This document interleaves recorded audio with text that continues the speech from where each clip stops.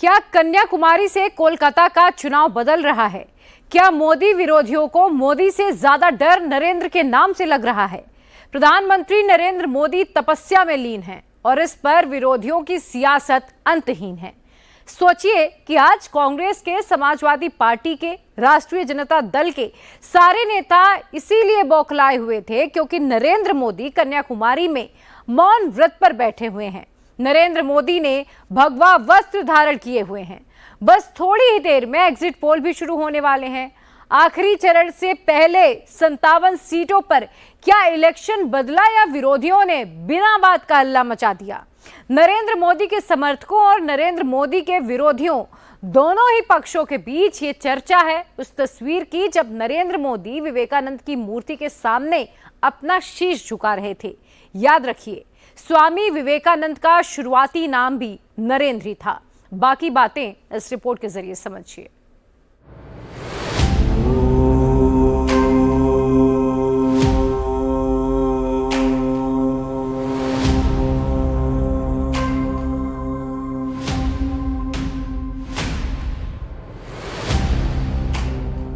इन्हीं तस्वीरों के बाद पूरे देश में नरेंद्र और नरेंद्र की चर्चा शुरू हो गई है। सोशल मीडिया पर यह तस्वीर ट्रेंड कर रही है।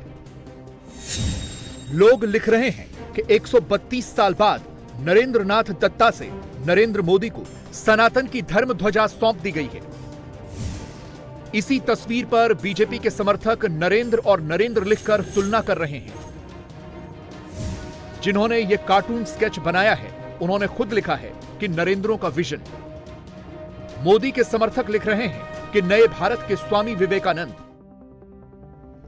ध्यान, साधना, मेडिटेशन, ध्यान मुद्रा और स्वामी विवेकानंद लगातार टॉप ट्रेंडिंग टॉपिक बने हुए हैं। यह चर्चा इसलिए शुरू हुई क्योंकि ठीक 132 साल के बाद प्रधानमंत्री नरेंद्र मोदी सुदूर दक्षिण भारत के कन्याकुमारी की उसी शिला पर बैठकर ध्यान लगा रहे हैं जहां 1892 में स्वामी विवेकानंद ने ध्यान लगाया था। जो सपना स्वामी विवेकानंद का था वही सपना नरेंद्र मोदी का भी है। एक भारत, श्रेष्ठ भारत, विश्व गुरु भारत और विकसित भारत। सिर्फ 260 दिनों के अंदर कलकत्ता के नरेंद्र नाथ दत्ता स्वामी विवेकानंद बन गए थे। 25 दिसंबर 1892 को नरेंद्र नाथ दत्ता ने कन्याकुमारी की इसी शिला पर ध्यान किया और ठीक 260 दिनों के बाद 11 सितंबर 1893 को अमेरिका के शिकागो में हुई विश्व धर्म संसद में वो ऐतिहासिक भाषण दिया जिसने उन्हें स्वामी विवेकानंद बनाया। Sisters and brothers of America, I thank you in the name of the most ancient order of monks in the world. I thank you in the name of the mother of religions, and I thank you in the name of the millions and millions of Hindu people of all classes and sects. My thanks also to some of the speakers on this platform who, referring to the delegates from the Orient, have told you that these men from far-off nations may well claim the honor of bearing to different lands the idea of toleration. I am proud to belong to a religion which has taught the world both tolerance and universal acceptance. Swami Vivekananda प्रधानमंत्री नरेंद्र मोदी के बचपन से ही प्रेरणा स्रोत रहे हैं। इसीलिए तो धुआंधार प्रचार खत्म होते ही प्रधानमंत्री ध्यान लगाने के लिए विवेकानंद मेमोरियल रॉक पर पहुंच गए। बहुत कम लोगों को पता होगा कि 1991-92 में जब नरेंद्र मोदी और मुरली मनोहर जोशी ने एकता यात्रा निकाली थी तो उसकी शुरुआत इसी विवेकानंद रॉक मेमोरियल से हुई थी। यही कन्याकुमारी से कश्मीर तक यात्रा गई थी। ये तस्वीर 11 दिसंबर 1991 की है जिसमें विवेकानंद जी की मूर्ति के सामने नरेंद्र मोदी और मुरली मनोहर जोशी दिख रहे हैं। और अब 33 वर्षों के बाद नरेंद्र मोदी एक बार फिर इसी रॉक मेमोरियल में पहुंच गए हैं। वैसे तो प्रधानमंत्री का ध्यान यहां कल से ही शुरू हो गया था। आज सुबह सुबह प्रधानमंत्री नरेंद्र मोदी ने उगते सूरज के सामने भी ध्यान लगाया, योग प्राणायाम किया। मोदी भगवा कपड़ों में ऐसे दिख रहे थे जैसे कोई सन्यासी हो। उगते सूरज को जल चढ़ाया और इस साधना के बाद वो ध्यान मंडपम में दाखिल हो गए। सामने ओम है जिसके सामने प्रधानमंत्री ध्यान मुद्रा में बैठे हैं। आसपास ओम की ध्वनि भी गूंज रही है। सामने स्वामी विवेकानंद की आदमकद मूर्ति है और उसी के सामने प्रधानमंत्री मोदी ध्यान मुद्रा में बैठे हैं। प्रधानमंत्री नरेंद्र मोदी इसी स्वामी विवेकानंद रॉक पर फिलहाल 45 घंटे की मौन साधना कर रहे हैं। इस दौरान प्रधानमंत्री नरेंद्र मोदी सिर्फ तरल आहार लेंगे, नारियल पानी पिएंगे। इतना ही नहीं, इन 45 घंटे प्रधानमंत्री नरेंद्र मोदी मौन रहेंगे। भारत को समझने के लिए स्वामी विवेकानंद पूरे भारत भ्रमण पर निकले थे और उनका आखिरी पड़ाव था भारत का यही आखिरी छोर कन्याकुमारी। यह हिंद महासागर, बंगाल की खाड़ी और अरब सागर का मिलन बिंदु है। तब के कलकत्ता के सन्यासी नरेंद्र नाथ दत्ता को स्वामी विवेकानंद इसी कन्याकुमारी की पावन धरती ने बनाया। पूरे भारत भ्रमण के बाद अपने आखिरी पड़ाव के तहत पैदल यात्रा करते हुए स्वामी विवेकानंद 25 दिसंबर 1892 को यहां पहुंचे थे।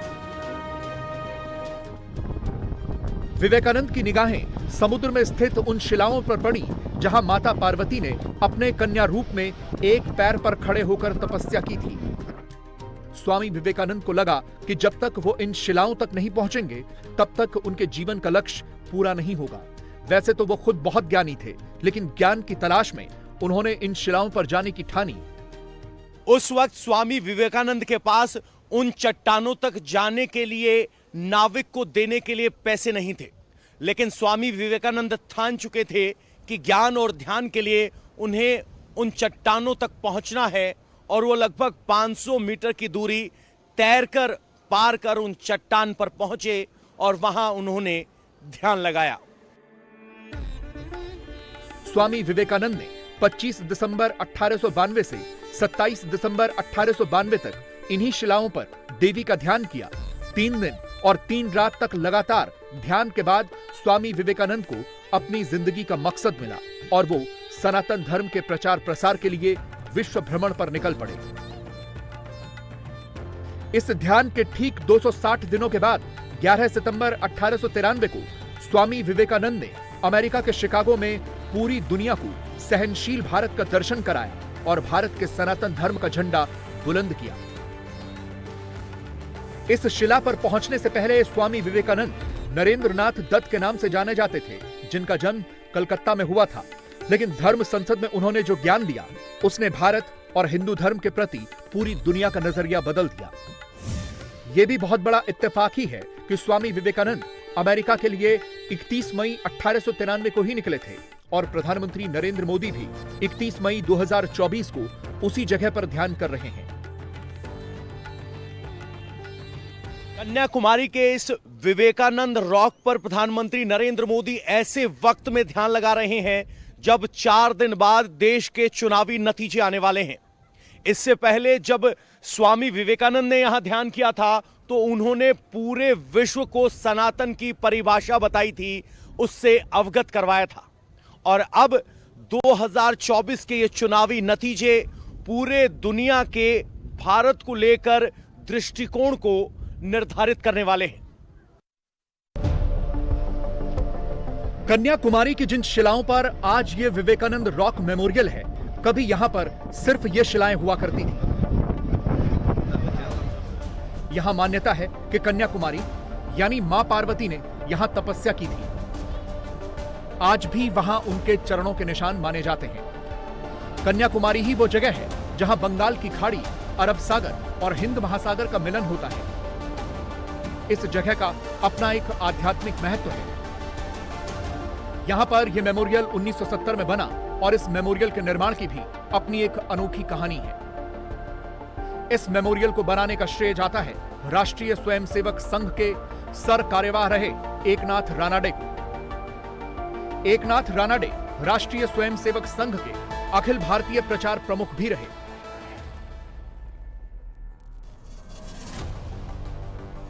स्वामी विवेकानंद रॉक मेमोरियल के निर्माण में कुल 6 साल लगे। इसका काम 1964 में शुरू हुआ जो 1970 तक चला। आरएसएस का यह प्रयास था कि जिन शिलाओं से निकलकर नरेंद्र नाथ दत्ता स्वामी विवेकानंद बने, वहां उनकी याद में एक मेमोरियल बनना चाहिए ताकि उनकी इस साधना के बारे में पूरे भारतवर्ष को पता चले। इसीलिए एकनाथ रानाडे ने विवेकानंद रॉक मेमोरियल की स्थापना के लिए मैराथन प्रयास किया। पूरे देश में घूम घूम कर एक एक रुपया इकट्ठा किया। जनवरी 1962 में स्वामी विवेकानंद की जन्म शताब्दी पर कन्याकुमारी समिति का गठन हुआ, जिसका उद्देश्य विवेकानंद शिला पर स्मारक बनाने का था।